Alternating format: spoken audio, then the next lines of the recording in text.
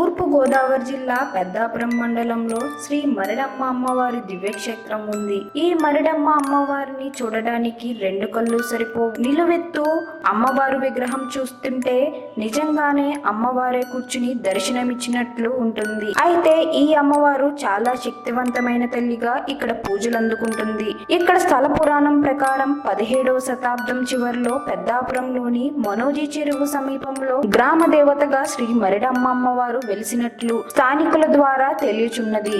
ఆ కాలంలో ఈ చెరువు చుట్టుపక్కల ప్రాంతమంతా చిట్టడివిగా ఉండేది. ఒకసారి అడవి నుంచి పశువులు తోలుకుని వచ్చే కాపరులకు మనోజీ చెరువు ప్రాంతంలో 16 ఏళ్ల యువతి కనిపించి, నేను చింతపల్లి వారి ఆడపడుచును, నేను ఈ ప్రదేశంలోనే ఉన్నానని మా వాళ్లకు చెప్పండి అని చెప్పి అంతర్ధానమయ్యింది. ఈ వింతను చూసి పశువుల కాపర్లు పరుగు పరుగున వెళ్లి చింతపల్లి వారికి తెలియచేశారు. ఆ కుటుంబ సభ్యులు మనోజీ చెరువు ప్రాంతంలో గాలించగా వారికి పసుపు పూసిన ఒక కర్రగద్దె అమ్మవారి ప్రతిరూపంగా దర్శనమిచ్చింది. ఆ గద్దెను అక్కడే ప్రతిష్ఠించి తాటాకుల పాక వేసి ఆనాటి నుండి నిత్య ధూపదీప నైవేద్యాలు చెల్లించి ఆరాధించడం మొదలుపెట్టారు. కలరా లాంటి భయంకరమైన వ్యాధి నుండి ఆ గ్రామ ప్రజలను రక్షించు అమ్మవారిగా ఎన్నో మహిమలను చూపించింది. పిలిస్తే పలికే తల్లి లాంటి ఈ అమ్మవారిని చుట్టుపక్కల గ్రామాల వారు కూడా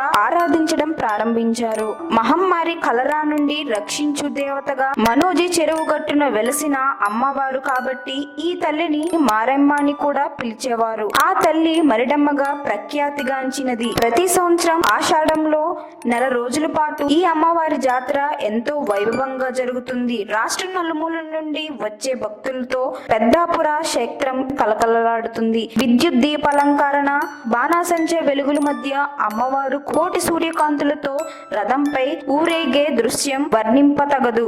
ఈ మధ్య కాలంలో అమ్మవారి ఆలయం అధునాతనంగా తీర్చిదిద్దబడింది. నూతన కాంతులను వెరజిల్లుతుంది. నిత్య వేద మంత్రాలతో శాస్త్రీయమైన పూజా కార్యక్రమాలతో ఈ ఆలయం విరజిల్లుతున్నది.